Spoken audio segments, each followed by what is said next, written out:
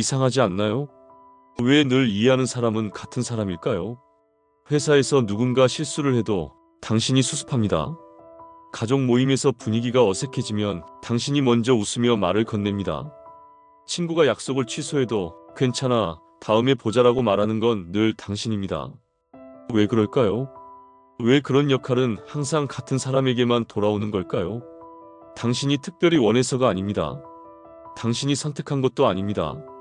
그냥 어느새 그렇게 되어버렸을 뿐입니다. 회사에서는 당신이 늘 마무리를 맡습니다. 다른 사람이 거절한 일도 당신에게 오면 해결됩니다. 그 사람은 워낙 까다로우니까 내가 좀 맞춰줘. 이번에도 내가 좀 감당해 줄 수 있지? 그렇게 부탁이 옵니다. 가족 안에서도 마찬가지입니다. 형제 사이에 갈등이 생기면 당신이 먼저 연락합니다. 부모님께 섭섭한 일이 있어도 먼저 이해하려고 했습니다. 내가 참으면 되지. 그 말을 너무 자주 했습니다. 친구 관계도 다르지 않습니다. 만남을 주선하는 사람도 당신, 먼저 안부를 묻는 사람도 당신, 분위기를 살피고 조율하고 이해하는 사람도 당신. 처음에는 괜찮았습니다. 이게 배려지.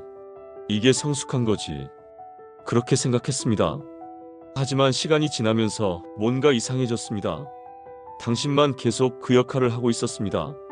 다른 사람들은 바뀌는데 당신만 그 자리에 그대로 있었습니다. 이건 성격의 문제가 아닙니다. 당신이 착해서도 아닙니다. 역할이 고정되어 버린 겁니다. 참는 사람이라는 역할이. 생각해보면 우리는 원래 그런 사람이 아니었습니다. 어느 순간 그렇게 되었을 뿐입니다. 어린 시절부터 배웠습니다. 내가 오빠 언니니까 참아라. 동생이 어리니까 내가 양보해. 그래도 내가 더 철이 들었잖아. 그렇게 참으면 칭찬받았습니다. 역시 우리 아들 딸은 착해. 그래, 이렇게 하는 게 큰아이야. 그 말이 좋았습니다. 하지만 한편으로는 이상했습니다. 왜 나만 참아야 하지? 그 질문은 삼켰습니다. 학교에서도 마찬가지였습니다. 내가 좀 이해해줘. 그 친구는 원래 그래. 내가 맞춰주면 되잖아. 선생님은 늘 똑같은 아이에게 부탁했습니다. 말 안 듣는 아이에게 하지 않고 말 잘 듣는 아이에게 했습니다.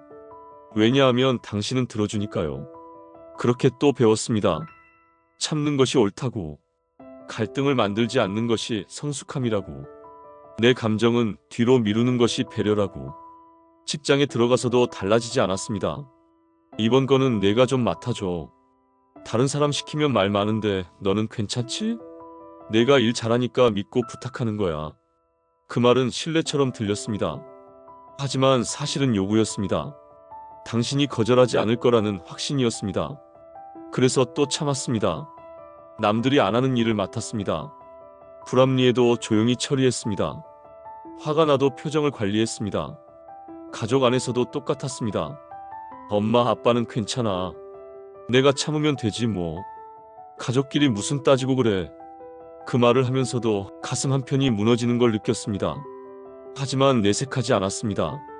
이건 선택이 아니었습니다. 습관이었습니다. 평생을 그렇게 살아왔으니까요. 참는 게 성숙함이라고 배웠으니까요. 말 안 하는 게 배려라고 믿었으니까요. 그렇게 참는 사람이 되었습니다. 당신이 원해서가 아니라 그게 당신의 역할이 되어버렸습니다. 처음에는 감사했을지도 모릅니다. 내가 이해해줘서 고마워. 내가 있어서 다행이야. 하지만 시간이 지나면서 그 감사는 사라졌습니다. 당연함으로 바뀌었습니다. 당신이 참는 것은 이제 기본값이 되었습니다. 그래서 기대가 쌓였습니다. 이 일은 내가 맡아줄 수 있지? 이번에도 내가 양보해주면 안 될까? 너는 원래 그런 거 신경 안 쓰잖아. 거절하기가 점점 어려워졌습니다. 왜냐하면 이미 그런 사람이 되었으니까요. 한번 그 역할을 맡으면 평생 그 역할을 해야 합니다. 당신이 조금만 불편함을 표현해도 사람들은 놀랐습니다. 너답지 않은데? 무슨 일 있어? 왜 그래? 마치 당신이 문제인 것처럼 말했습니다. 그게 더 억울했습니다. 평생 참아왔는데 단 한 번 힘들다고 했을 뿐인데 오히려 이상한 사람이 되었습니다.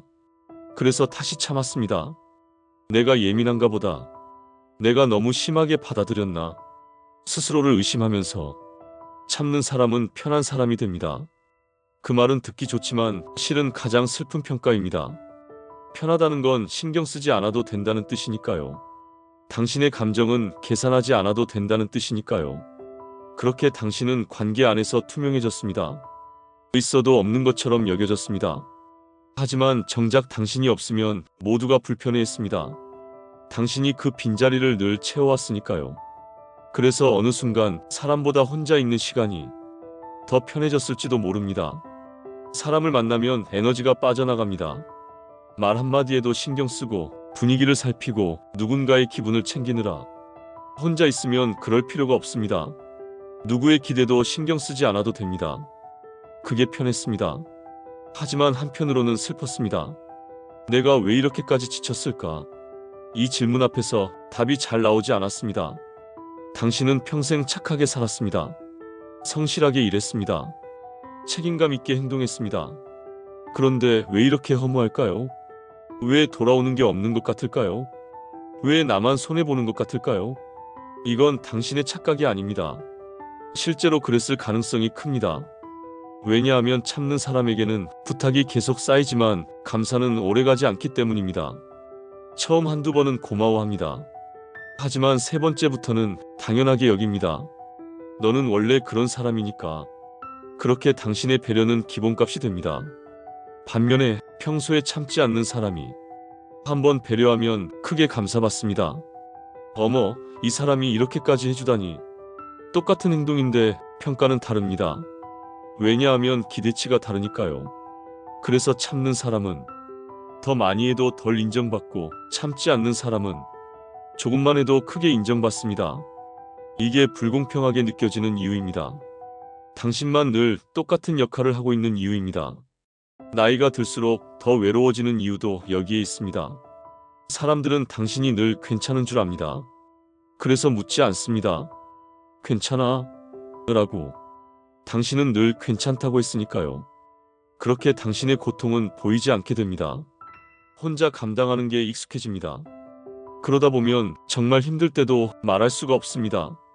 왜냐하면 평생 그러지 않았으니까요. 갑자기 힘들다고 하면 오히려 이상한 사람이 될 것 같으니까요.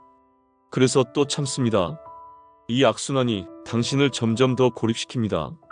착함과 존중은 다릅니다. 하지만 우리는 그 둘을 혼동했습니다. 참는 게 착한 거라고 생각했습니다. 말 안 하는 게 배려라고 믿었습니다. 아닙니다. 침묵이 항상 배려는 아닙니다. 때로는 자기 포기일 뿐입니다. 상처 주지 않으려는 태도와 자기 자신을 지키는 태도는 다릅니다. 전자는 남을 위한 것이고 후자는 나를 위한 것입니다. 둘 다 필요합니다. 하지만 우리는 전자만 배웠습니다. 존중받는 사람들을 보세요. 그들은 큰 소리를 내지 않습니다. 싸우지도 않습니다. 하지만 선은 지킵니다. 어떻게 그럴 수 있을까요? 그들은 말이 다릅니다. 미안하지만 이건 좀 어려울 것 같아요. 이번엔 내가 힘들어서 못할 것 같아. 그 부분은 내가 동의하기 어렵네요. 짧지만 명확합니다. 변명하지 않습니다. 사과도 과하지 않습니다. 그저 자기 입장을 말할 뿐입니다. 이게 공격하지 않으면서도 기준을 세우는 태도입니다. 참지 않는 것과 무례한 것은 다릅니다. 너 때문에 내가 힘들어. 이건 무례합니다. 상대를 탓하는 말입니다. 나는 이 부분이 불편해. 이건 솔직함입니다. 내 감정을 말할 뿐입니다. 차이가 보이시나요? 하나는 상대를 공격하고 하나는 나를 표현합니다. 존중받는 사람들은 이 차이를 압니다. 그래서 그들은 조용히 거절합니다. 비난하지 않고 싸우지 않고 그저 자기 자리를 지킵니다. 그 태도가 오히려 관계를 지킵니다. 왜냐하면 서로의 경계가 분명해지니까요. 상대도 배웁니다. 아, 이 사람은 여기까지구나. 함부로 대하면 안 되는구나. 그렇게 존중이 생깁니다. 당신에게 부족한 건 착함이 아닙니다. 경계입니다. 갑자기 성격을 바꿀 필요는 없습니다. 극적인 변화도 필요 없습니다. 아주 작은 것부터 시작하면 됩니다. 첫 번째, 바로 대답하지 않는 연습을 하세요. 누군가 부탁을 해도 즉시 그래라고 하지 마세요. 생각해 볼게요. 확인하고 연락드릴게요. 이 한 문장이면 됩니다. 그 시간 동안 당신은 생각할 수 있습니다. 내가 정말 하고 싶은가? 내가 할 수 있는가? 내가 해야만 하는가? 바로 대답하지 않는 것. 이것만으로도 당신은 달라집니다. 두 번째, 불편함을 말로 정리하는 연습을 하세요. 속으로만 삼키지 말고 소리내어 말해보세요. 처음에는 일기에 써도 좋습니다. 오늘 이 상황이 불편했다. 이 말이 서운했다. 그렇게 정리하다 보면 어느 순간 말할 수 있게 됩니다. 상대에게 직접은 아니어도 믿을 수 있는 누군가에게라도 불편함을 인정하는 것. 그게 첫 번째 단계입니다. 세 번째, 모든 기대를 감당하지 않아도 된다는 걸 기억하세요. 당신은 슈퍼맨이 아닙니다. 모든 문제를 해결할 필요 없습니다. 모든 사람을 만족시킬 필요도 없습니다. 누군가 실망할 수 있습니다. 하지만 그건 그 사람의 감정입니다. 당신이 책임질 감정이 아닙니다. 처음부터 잘할 필요는 없습니다. 서툴러도 괜찮고 목소리가 떨려도 괜찮습니다. 중요한 건 시작하는 겁니다. 아주 작게라도 조금씩이라도 당신을 지키는 연습을 하는 겁니다. 주변 사람들이 당황할 수도 있습니다. 너 왜 그래? 너답지 않은데? 그 말에 흔들리지 마세요. 당신다움은 당신이 정의하는 겁니다. 남들이 만든 착한 당신이 아니라 진짜 당신을 찾아가는 겁니다. 이 과정이 쉽지는 않을 겁니다. 하지만 해볼 만한 가치가 있습니다. 왜냐하면 남은 인생은 당신 것이니까요. 돌아보면 당신은 정말 많은 것을 참아왔습니다. 그 시간이 헛되지는 않았습니다. 당신 덕분에 편안했던 사람들이 있을 겁니다. 당신 덕분에 관계가 유지된 순간들이 있을 겁니다. 그건 분명 의미 있는 일이었습니다. 하지만 이제는 알아야 합니다. 그게 전부가 되어서는 안 된다는 것을, 당신도 존중받을 자격이 있다는 것을, 당신도 쉴 자격이 있다는 것을, 착함이 자기 포기와 같은 말이 아니라는 것을, 결국 바꾸라는 건 단 하나입니다. 더 참는 사람이 되지 말라는 것. 그게 전부입니다. 더 착해지라는 게 아닙니다. 덜 참아도 된다는 걸 아는 겁니다. 모든 걸 받아주지 않아도 당신은 여전히 좋은 사람입니다. 모든 사람을 이해하지 않아도 당신은 여전히 성숙한 사람입니다. 항상 참지 않아도 당신은 여전히 사랑받을 자격이 있습니다. 남은 인생은 다르게 살아도 됩니다. 당신에게도 우선순위가 있어야 합니다. 그 목록의 첫 번째에 당신 자신을 두세요. 그게 이기적인 게 아니라 당연한 겁니다. 당신이 나빴던 게 아닙니다. 너무 오래 혼자서만 착했을 뿐입니다. 이제는 당신 차례입니다. 이런 이야기가 필요하신 분이라면 구독해 두셔도 괜찮습니다. 다음 영상에서도 조용히 하지만 솔직하게 이야기하겠습니다.